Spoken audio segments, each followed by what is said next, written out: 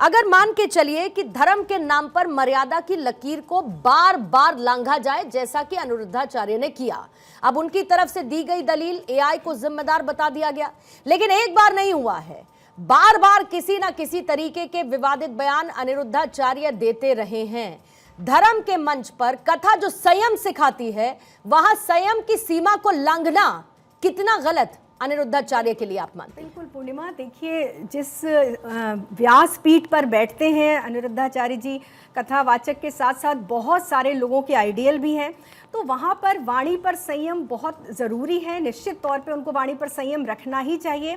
और ये स्टेटमेंट को सभी गलत कह रहे हैं और गलत है भी, लेकिन यहाँ पर मैं उनका समर्थन नहीं कर रही हूँ, लेकिन मैं कुछ चीज़ें आपके सामने रखना चाह रही हूँ कि देखिए, एक आपने हमेशा सुना होगा कि कथनी और करनी, तो यहाँ उल्टा है। अगर वो कुछ भी बोलते हैं, ये निश्चित तौर पे कभी कभी उनकी वाणी पर से विराम नहीं रहता है, लेकिन अगर आप उनके कार्यों पर एक नज़र डालिए तो वो जो कार्य समाज के लिए कर रहे हैं, एक ऐसा व्यक्ति, देखिए लाखों लोग ऐसे ही तो फॉलोवर नहीं हो जाते, ऐसे ही तो उनमें इतनी श्रद्धा नहीं रखते हैं। अभी उन्होंने वाणी से वचन कुछ बहुत ज़्यादा खराब बोले, लेकिन आप सोचिए इतनी बेघर माओं को रखना, जो कि उनका वृंदावन में गौरी गोपाल आश्रम है।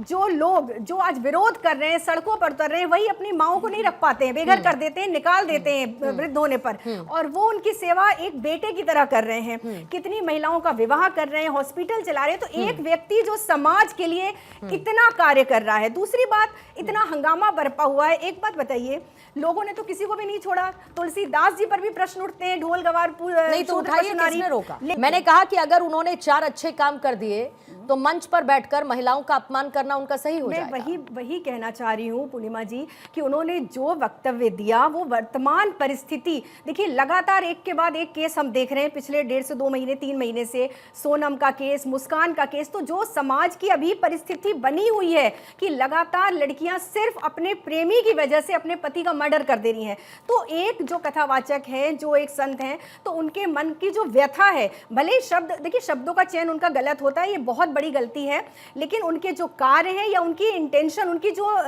नीयत हम कह सकते हैं, वो गलत बिल्कुल भी नहीं लग रही है।